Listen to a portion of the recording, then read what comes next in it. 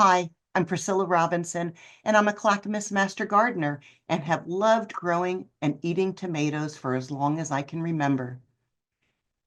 In fact, tomatoes are one of the most popular crops among all home gardeners, and with good reason. Not only are tomatoes delicious and versatile, they are relatively easy to grow and return high value for the space they occupy. No store-bought tomato can compare with the flavor of a vine-ripened tomato picked from the garden at its peak of ripeness. Hundreds of tomato varieties exist to suit every climate, garden site, and taste. So let's discover what tomato will meet your needs and thrive in your garden setting. Here are some excellent resources. A complete list of the resources will come to you in an email in a few days, along with the recording of this webinar.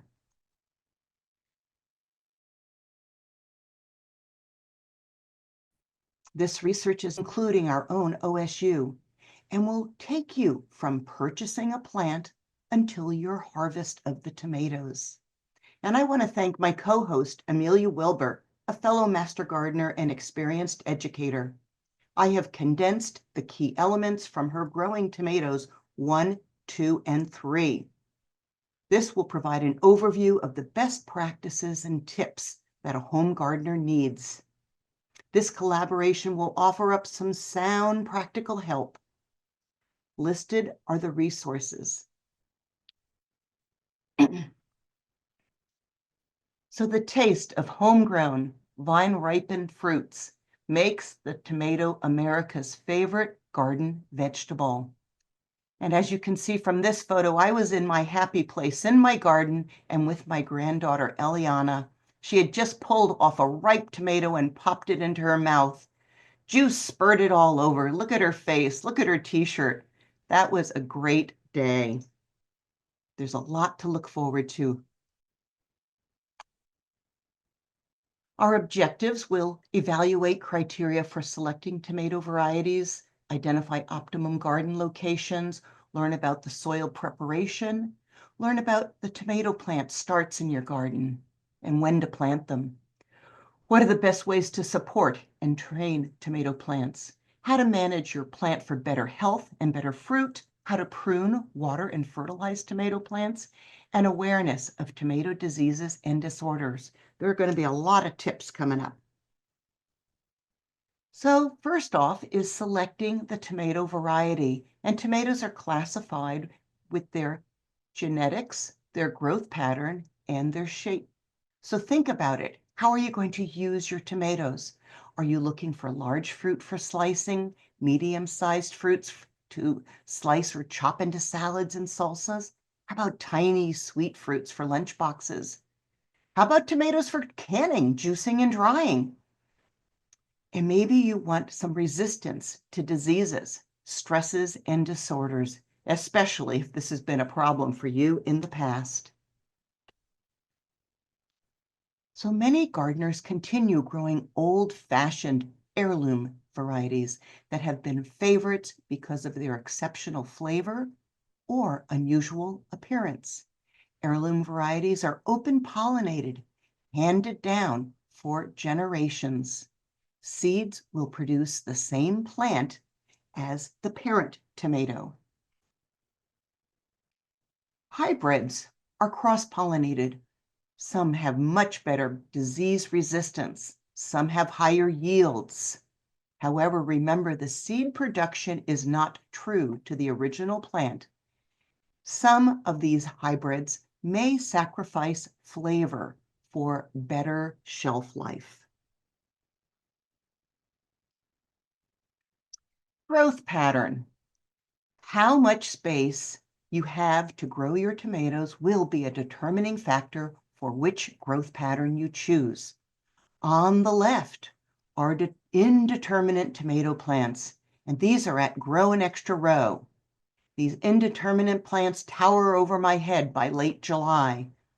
The indeterminate tomato plants will have higher yields overall if well cared for.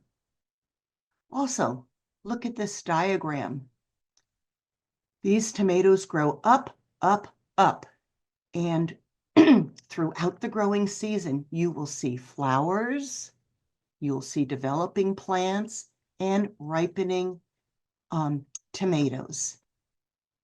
Indeterminate plants are great at providing delicious fruits throughout the growing season. Like I said, well cared for, indeterminate varieties just keep growing and producing until ultimately killed by the frost. Determinate growth pattern is shorter, bushier, and they grow a lot of branches. With some varieties, the entire crop ripen within a 2 to 3 week period. They're excellent for canning. This growth pattern is also good for growing in pots on the patio. Minimal staking is needed, but I still put in a good stake just in case we get a windstorm or someone bumps into the plant on the patio. The flavor in most determinate varieties is described as robust and delicious. Some of the growers have developed tabletop tomato plants that grow in a very small, compact manner. If you're short on space, determinate is the way to go. And the shape of the fruit. How do you want to eat and use your tomato crop? The shape and the ripening habits of the tomato will affect how you utilize and eat your harvests. Let's take a look at your options for shape. Well, first there's the cherry tomatoes. They're magnificent for their variety of shapes and sizes and flavors. I like to pick at least 3 or 4 different types of cherry tomatoes to grow. A helpful hint for harvesting your tomatoes is snip off an entire bunch, sort of like a clump of grapes. I find this method of harvesting prevents the bursting of those delicious little orbs, and it's much faster. By far, sun gold is a must in my garden and will produce until the cold weather sets in. The globe, they're the next ones to look at. Look how they have a substantial size, but more baseball sized. These varieties have been raised to hold up and usually travel really well. There are some tasty varieties out there. How about a beefsteak? Here we have the pink Berkeley tie-dye. That is a gorgeous beefsteak and prized for its slices. The indeterminate vine of this beefsteak takes some pruning, which we will learn about a little more. And how about the paste tomatoes? This little Napoli is about 60 to 65 days until harvest. A choice tomato for aroma style. What's really cool is that it's comfortable growing in a container. The exceptionally compact, determinate plant produce heavy flushes of fruit, pectin, and it's perfect for cooking up in sauces and soups or even ketchup. These dual-use tomatoes are also ideal in salads. This particular plant only grows to about 12 to 24 inches tall and about 24 to 36 inches wide. Cherry tomatoes. I love Sun Gold, Gold Nugget, Indigo Rose, Lipstick, Matt's Wild Cherry, and Sweet Millions. And this basket of tomatoes features cherry tomatoes and other varieties that we grew during the summer of 2020 when everything shut down. Gardening is so good for our mind, our body, and our soul. Some oblong cherry tomatoes are very blush and they are very tasty. Here they are right here. Many of the varieties were indeterminate, but we pruned them regularly to maintain a manageable garden. Paste tomatoes. I really like Orma, Oregon Star, Roma, Amish Paste, San Maranzo, and Côte de Boeuf. The featured tomato outlined in the white is the Code Bleu. It's a very reliable tomato that we grow up at Grow and Extra Row year after year. This curious and striking tomato is guaranteed to turn heads as well as satisfy appetites. Its name is simply Italian for ox heart. They measure 3.5 inches wide and 4 inches wide and weigh in at about a half a pound. I think some of ours have even been bigger up at Grow an Extra Row. It's tasty in sauces, has a dense flesh, and its orange-yellow skin is just beautiful. It's ready in about 85 days, and this indeterminate plant keeps on producing. Can also be sliced for salads and sandwiches. The round picture shows my vegetable soup. Whenever I come upon a tomato that is just overripe, I throw it into my soup and it melts into a delicious broth.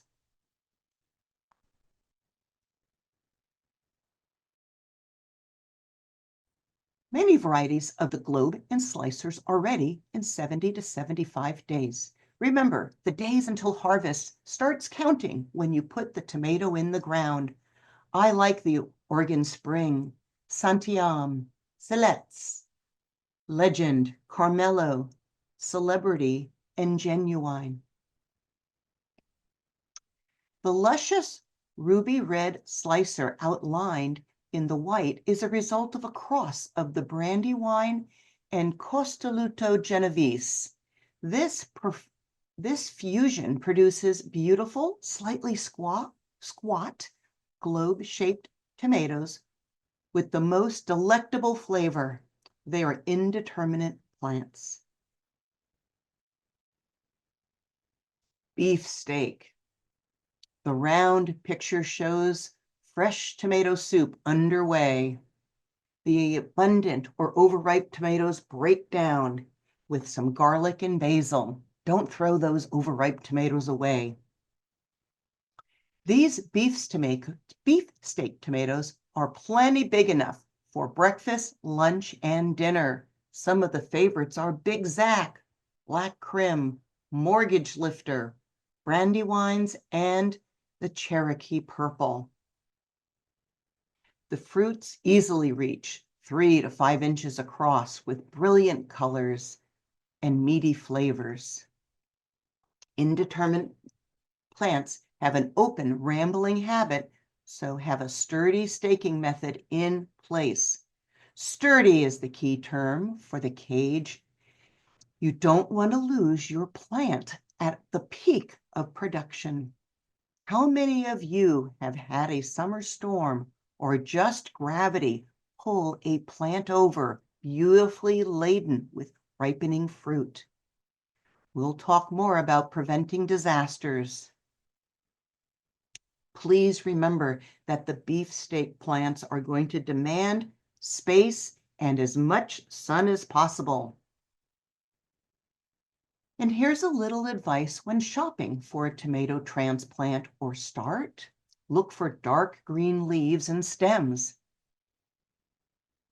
You want a nice sturdy central stem grown in an individual container. Look closely at the leaves, tops and underneath, and make sure they are free of signs of insects and diseases. Seedlings can be repotted or potted up as they grow and develop. By potting up the stems, you have covered that furry stem, and those are the adventitious roots just waiting to grow. When you cover up the stems, those little hairs grow into roots, making for a healthier plant. If you're buying a 4-inch pot, potting up even up to a 1-gallon size might be what helps your plant get a head start in the season. This is what you want to avoid when looking for plants. Don't adopt one of these hoping that you're going to save it. Avoid these tall, lanky plants or ones that are root bound. As my father would say, you're just going to be wasting your time. So an important aspect that you can be thinking about right now is the best light exposure. How are your plants going to benefit from 6 to 8 hours of sunlight? Do you need to worry about the shadows? And what is the direction of that sunlight? Well, you can get kind of scientific if you want. The location makes a difference. And that means looking at the sun exposure morning, noon, and afternoon. Your smartphone has a compass. Sketch out a picture. Mark where your north is in your yard. Sketch out your house, maybe the fence, big trees, and then look for the spots that are sunniest. A sun-starved tomato plant will put its energy into growing taller and reaching for the sun, and not as much energy into flowering and fruiting. The right location will provide conditions for strong plants, vigorous growth, and healthy tomatoes like the one in this photograph. So what is soil? Well, soil is a combination of air, 25% water, 5% organic matter, 45% minerals and particles of rock. In this mix are an army of microorganisms that help your plant. It is highly recommended for gardeners of all experience levels to test for soil pH early in the growing season. Most vegetable plants like soil in the neutral zone, 6.2 to 7.5, and that helps them to absorb the nutrients effectively from the water. Clackamas Master Gardeners provide this service of pH testing 3 times a year. Check our website for details. So is your soil ready? Well, there are 3 things that you really want to think about. One is the moisture level. On the left, this clump, this wad, is way too wet. If you start digging in your garden, you're going to ruin your soil structure. This is what you're looking for, something that comes together, but a little bit crumbly. Laboratory soil tests.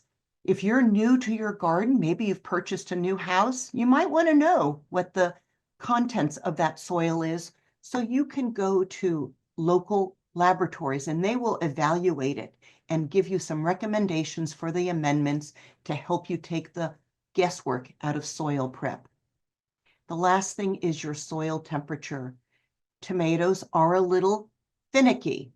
They want warm soil, and it can be warmed up with either a clear plastic, but then you'll get a few weeds growing under there, or black and red. That warms it and also blocks the weeds. So tomatoes are warm season crops. Unlike lettuce or cilantro or pak choi, which enjoy the cooler temperatures, tomatoes like it warm and hot. The time to plant your, in order to figure out when's the best time to plant your tomatoes, there's a scientific method called degree days, and that will track the temperature accumulation during the day and the night. OSU has a nice handout that will help you to calculate this. But the bottom line is this. If the nighttime temps are low, it doesn't matter what it's doing during the day. You're not going to have enough heat units to give you optimal growth, and that may cause a problem for your tomato down the line.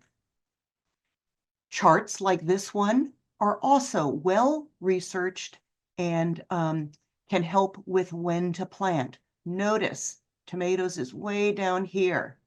So don't be tricked by the big box stores or the growers that are putting out tomatoes in March and early April. They just want to move their inventory and make some money. Don't buy them. Unless you have a greenhouse that you're going to put those early plants in, you risk adding disease opportunities to pop into your plant. Well, how are you going to plant your tomato? There's 2 methods. The trench method, pictured right here, And that has an advantage because early in the season, the soil is warmer, closer to the surface, and it helps to have the plant get a good firm hold and to get these adventitious roots growing off of the stem. See how that root system is changing from just this ball to this whole thing? That's really healthy for a plant. The disadvantage is during the summer, this top surface can dry out faster or be exposed to heat. So that's something to think about.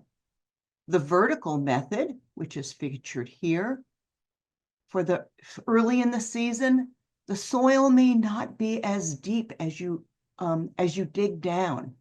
But in the summer, you have good advantage because it can draw on that deep moisture deep in the soil.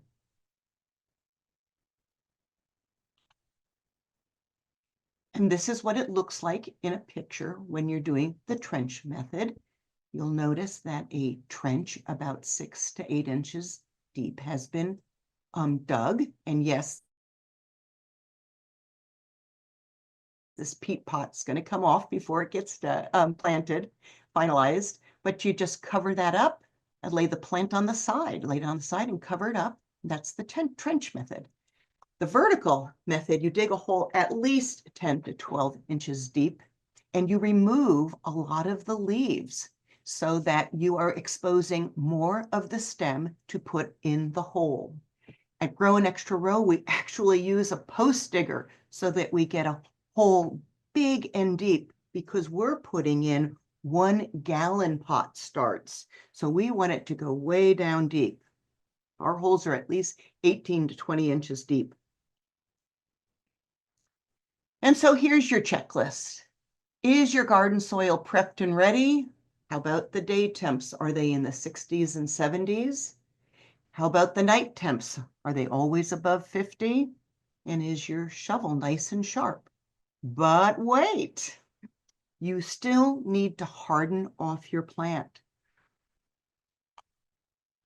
Hardening off is the process of exposing plants to outdoor environmental conditions, sun, air, moisture in the air. So the first step is you're going to just expose it for about an hour and then bring it back into its protected place. Then a little bit longer. Then maybe some dappled sun for a couple of hours. Then maybe some full sun and then some dappled sun. And then finally putting it out in full sun for a few days. If you know you're going to have bad weather, bring that plant back in. No need to test its viability. Hardening off takes about 2 weeks, so do some backwards planning of when you're going to buy your tomato plant.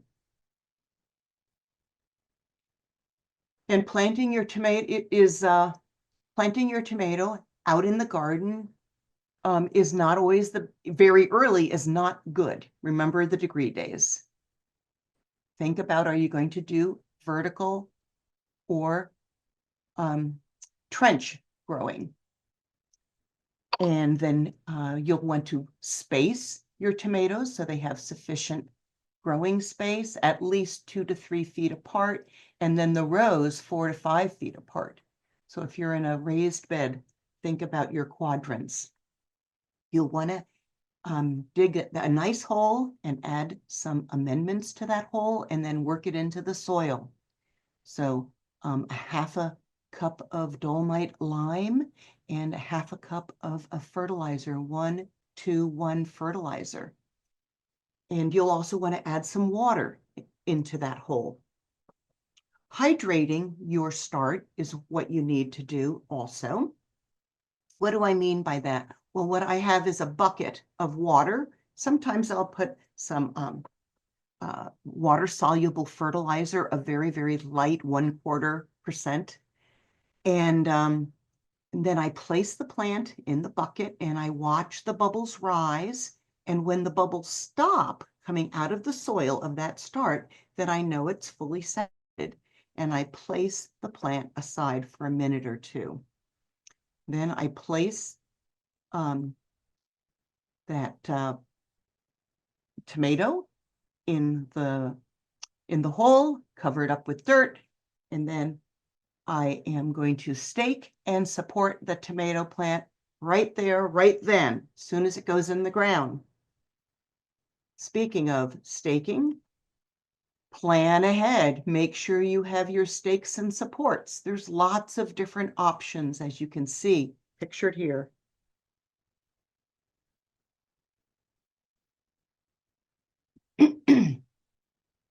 So when you're supporting your plant, you're going to tie it on to that stake, and you're going to use soft ties. And this is being tied with the figure-8 system.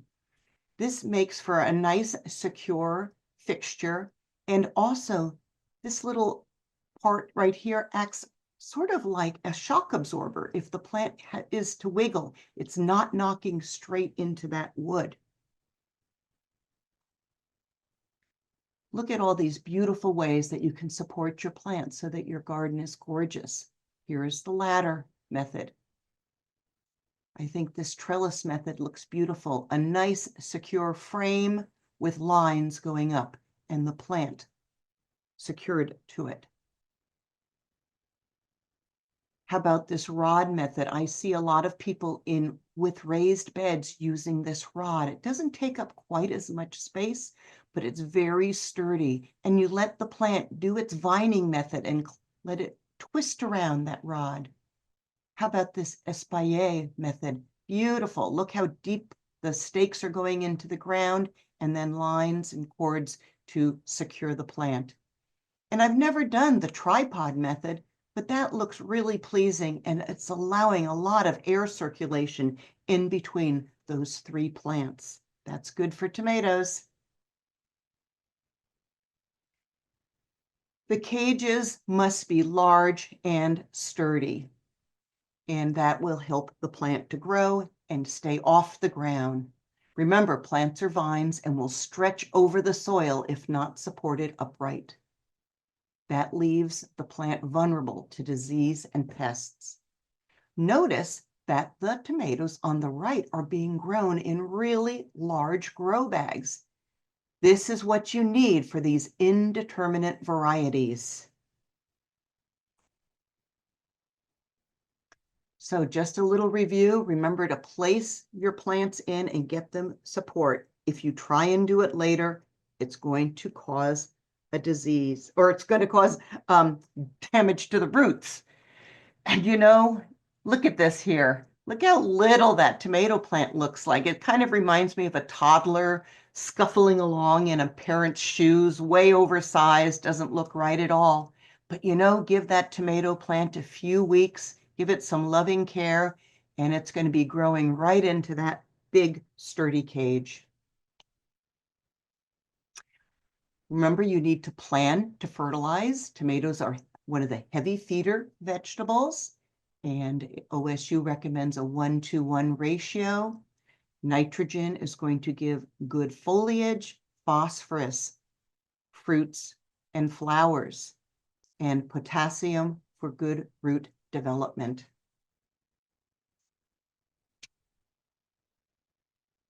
So 1 month before planting work, this is when your fertilizing begins.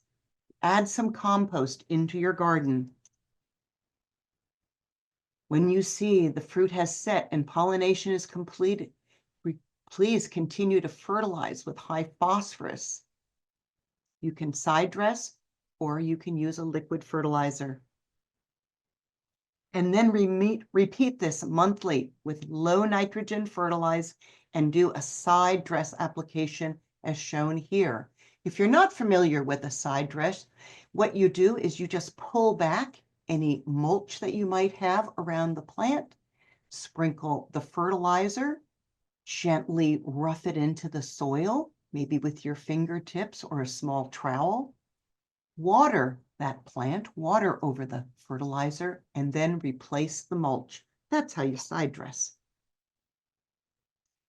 So, reasons for mulching: you help retain moisture, deter weeds, regulate soil temperature, and it can be applied anytime from 3 to 5 weeks after you have planted. But remember, your soil needs to warm up first before adding the mulch. If you add it too soon, it actually allows the soil to stay cool early in the growing season. That's not what you want. That can delay blossoms and thus your harvest. Both organic mulch or inorganic mulch have been proven winners. And this is what it looks like. Straw or grass clippings, or inorganic black and red plastic.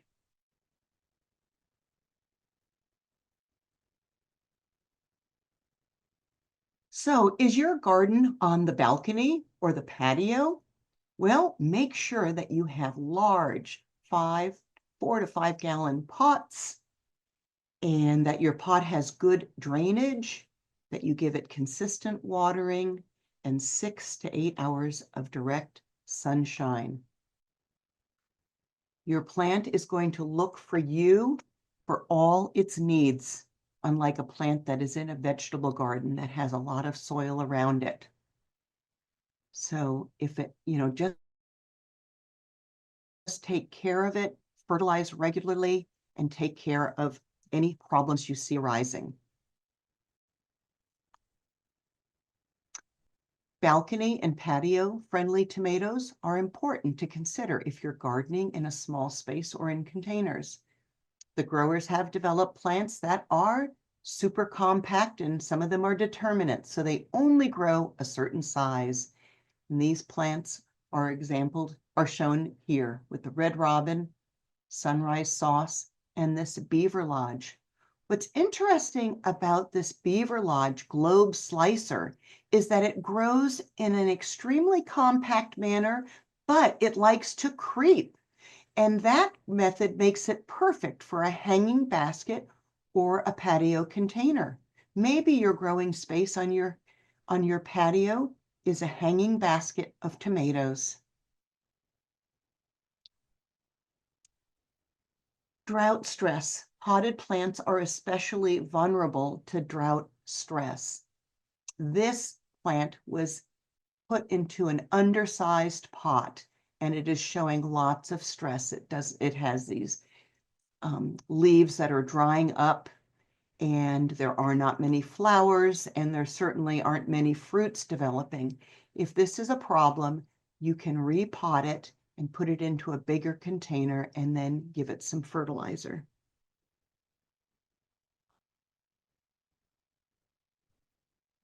Before we get into the particulars of pruning tomatoes, be advised that pruning is an important cultural practice. It helps the plant keep energy focused on fruit production and improves the plant's overall appearance. Here's your seasonal checklist for pruning. It starts as soon as the plants go in the ground when you remove branches that are when you remove lower branches to get it deep in the ground. And then after planting to make sure any of those leaves that are touching the ground get pruned off.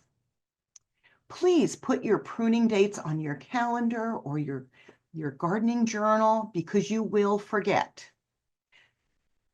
And just as a side note, to keep your plants healthy, be sure to use your pruners and that your pruners are sharp and sanitized. There are 4 types of pruning. You may use some or all of these techniques. Maintain your plant with regular pruning.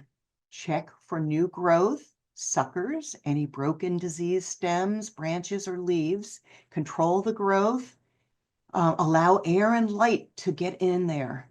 The positive results of regular pruning can result in larger fruits and easier picking. A basic understanding of the plant structure will help you to prune the correct parts. So if you're not familiar with suckers, this is a sucker, but here's another one. Here's another one. Snipping those off will help your plant. Here is the growing tip if you're trying to limit the height. And here is a full leaf and your stem. flower cluster, and the axil. First off is simple pruning. What do you want to accomplish here? Well, with simple pruning, suckers are removed to direct energy and growth to the main stem.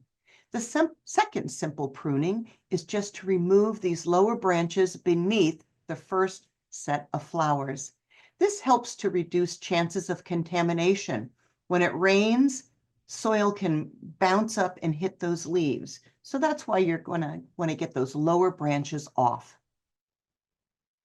The Missouri pruning, the suckers are large and only partially removed. The purpose is to reduce stress on the plant and reduce the risk of disease at the stem wound. Root pruning, where a small area of roots are cut towards the end of the season. This is to stress the plant and to hasten the ripening process. Topping pruning removes all growth above the cage or at least 5 or 6 feet. It stops new growth and will again help to hasten ripening. Be cautious during this process not to remove too much of the leaves that are giving some protection to fruit from direct sunlight. You can also remove late flowers or even little tiny fruits that are developing very late in the season. They're never going to accomplish a nice fruit that you're going to eat. Continue your pruning with your schedule.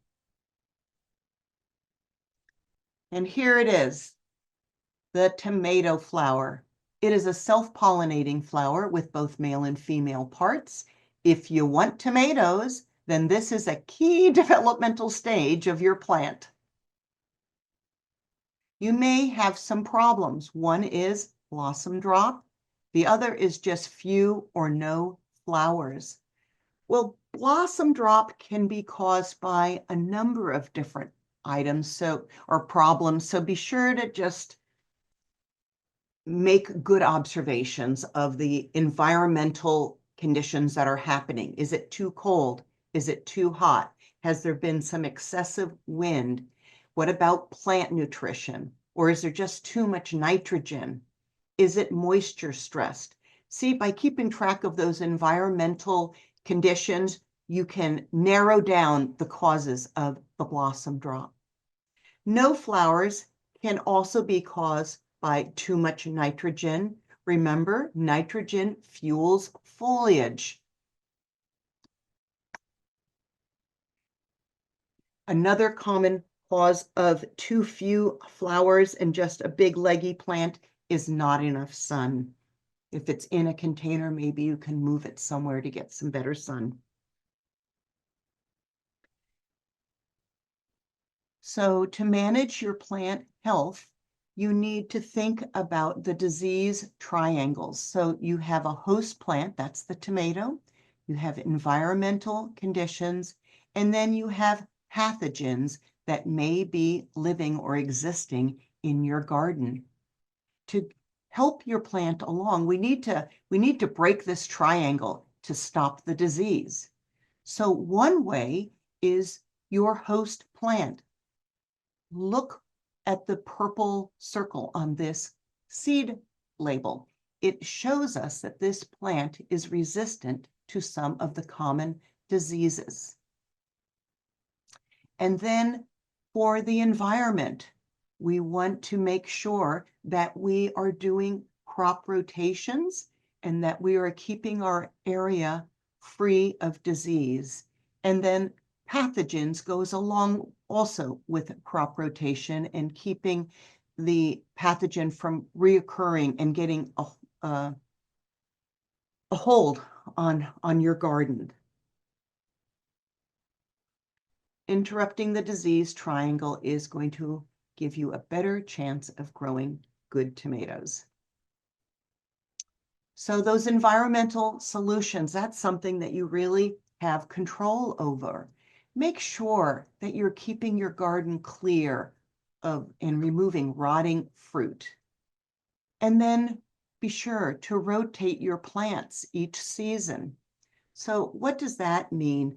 Well, the soil-borne pests start to get a foothold in your garden. So avoid planting tomatoes or any of its family of crops in that same location. That means the nightshade family. You don't want to plant tomatoes, peppers, eggplants, or potatoes in the same area.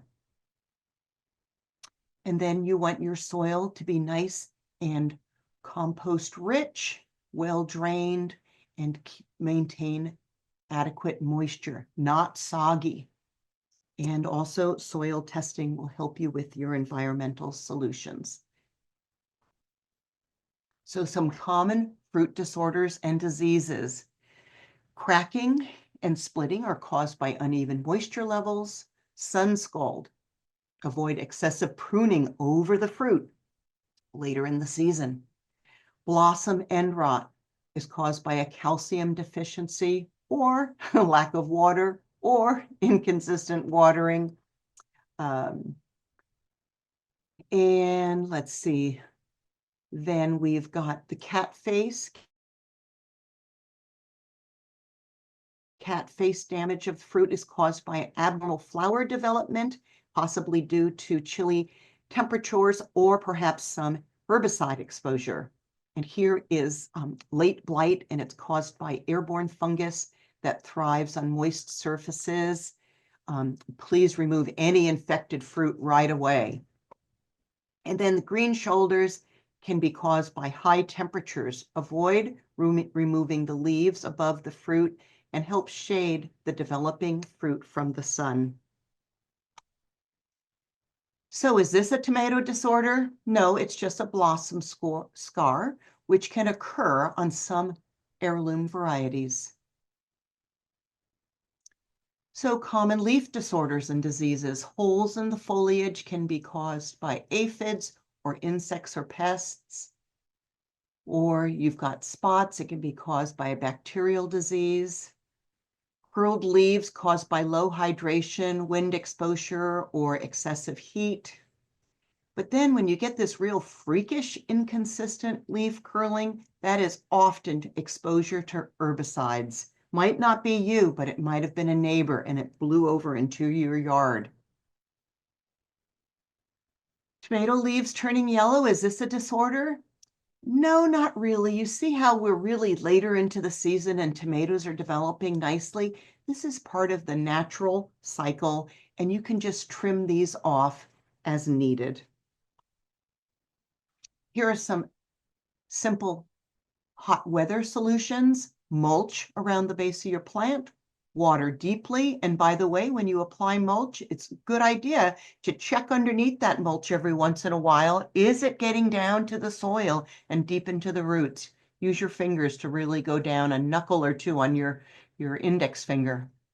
And then if we get into some extreme heat, like the heat domes that we've experienced, you might want to erect a frame with shade cloth over the plant.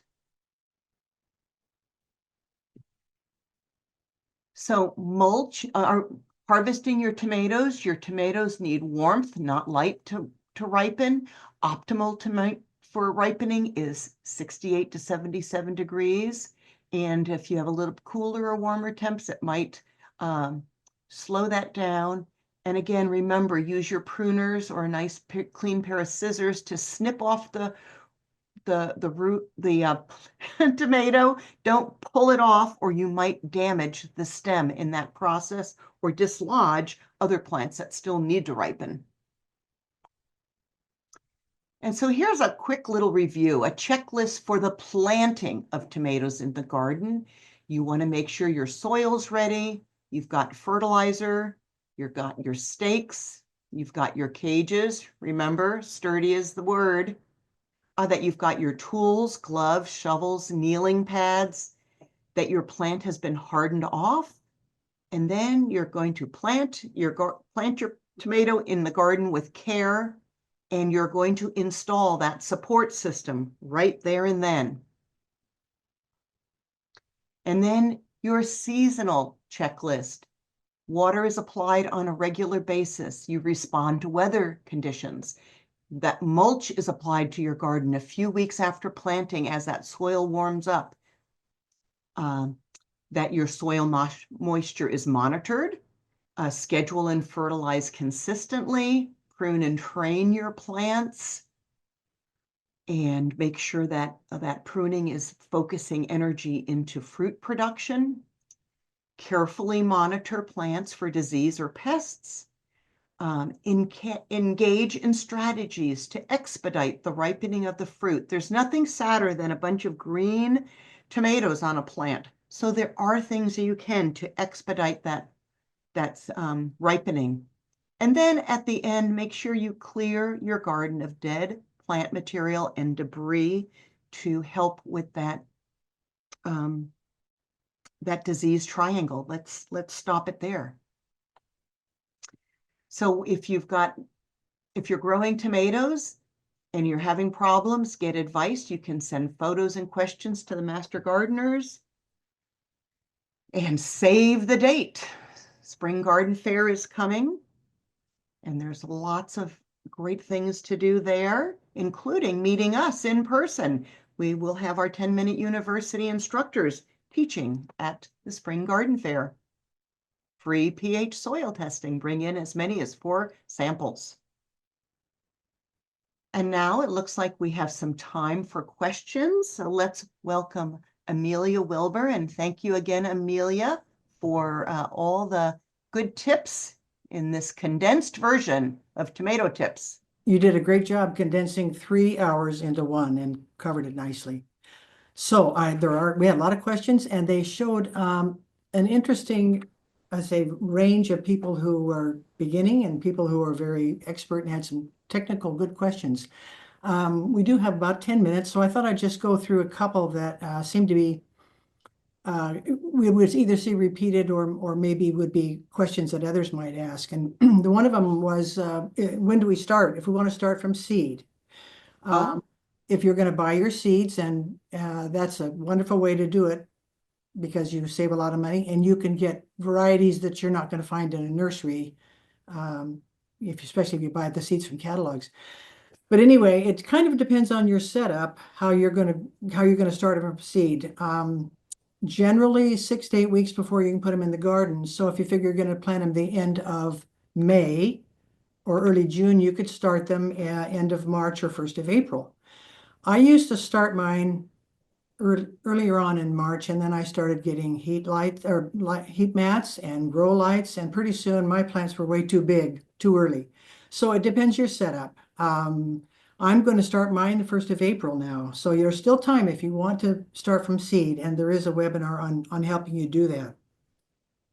There was a question on pruning, and person wanted to know about determinants. Do you prune a determinant?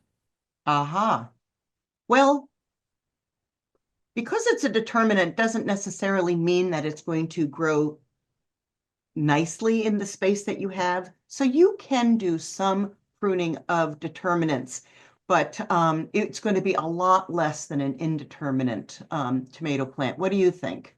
Well, you're right. It is a bush rather than the vine, so it doesn't grow as big. But the issue with pruning a determinate is that the flowers come on at the very end of the bush branch. So if you prune that, you're cutting off your tomato or the potential. So you don't really want to prune a determinant, either for need of size or that you're going to cut back on your crop.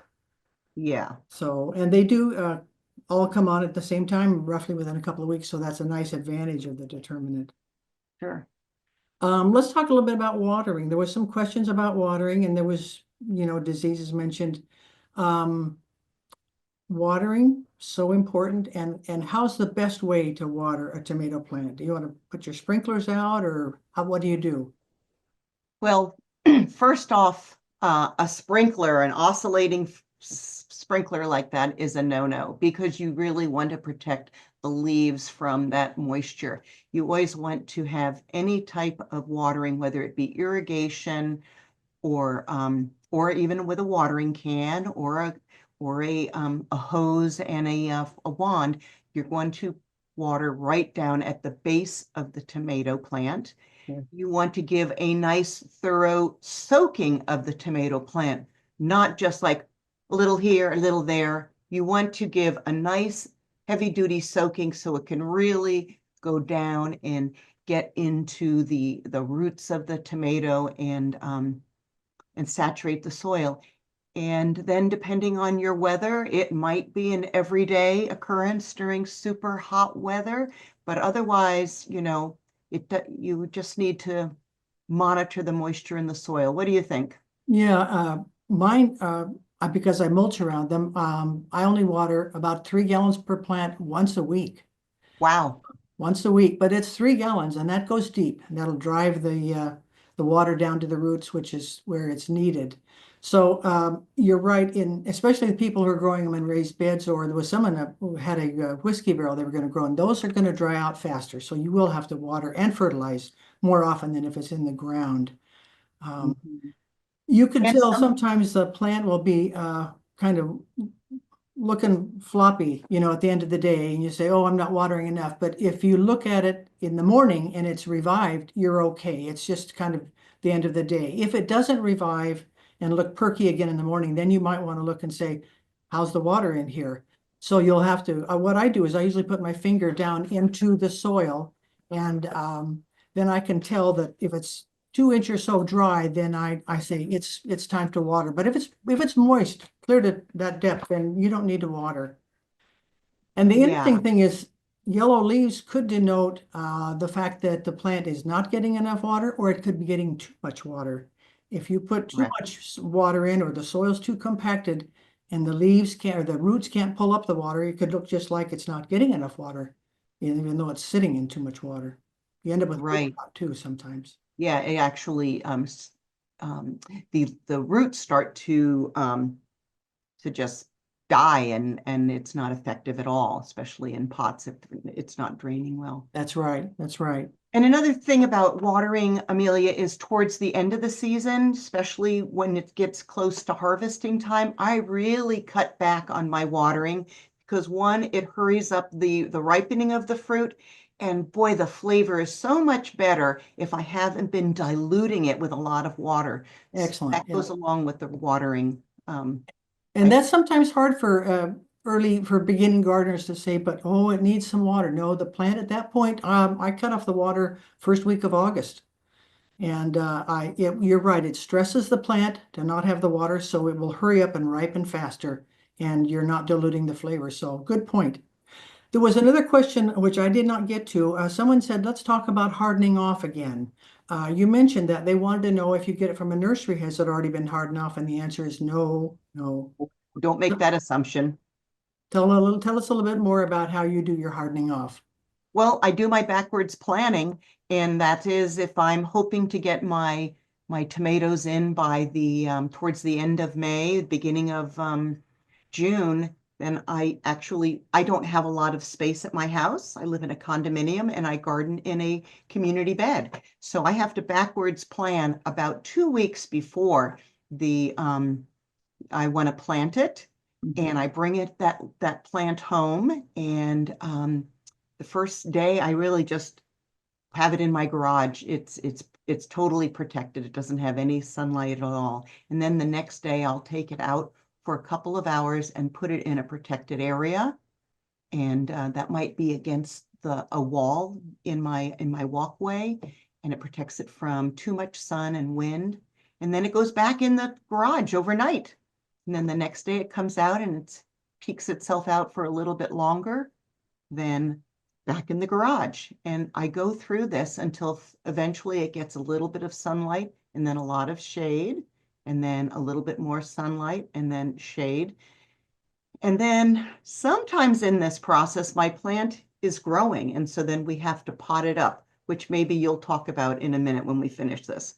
But anyway, the hardening off process is very important, because if you take that little plant that's just come from the nursery and put it right in the ground, you think, oh my gosh, I'm late, I'm going to get it in the ground. You really run the risk of killing that plant with just too many environmental factors, the sunlight, maybe the wind and The wind it can be a big one. When I have my plants both in the greenhouse and as I'm hardening them off, I have a fan on them. So that those little stems are having to kind of stand up and develop themselves a little stronger against the wind. And then your plant, like you say, won't be so shocked. So mhm, hardening off is very important. So, okay, let's talk a little bit about you're bringing it from the nursery and it's in a 4-inch pot. If you just keep it in the 4-inch pot until end of May, you're going to find that it's going to be root bound. mhm. The roots will have gone circling around because they're moving. They want to expand. So it's a secret of master gardeners and OSU recommends that you start moving it to a larger pot each time and you take the lower leaves off and plant it deeper. So you're not just moving it to a bigger plant, you're planting it deeper into the soil, potting soil. So that my tomatoes, before I put them in the garden, have been moved up from a little plug that I seeded it in to a 4-inch, to a 6-inch, to a gallon. And then when I take it out of that gallon, it is deep with roots because of the adventitious roots that you talked about. And the health of the plant is largely determined by the health of the roots. Yeah, those So roots anchor it and feed it. yep, yep. So anyway, that's a big help. So hardening off, pot it up, hardening off and prune. If people say, what are some of the most important things about growing tomatoes? It's proper watering cycle and schedule. You can also prevent your blossom end rot with careful watering. Pruning, potting it up and then pruning as you take care of it in the garden. So you want tomatoes, you don't want a tree, you want tomatoes. So Yeah. I think we're about out of time. Excellent job.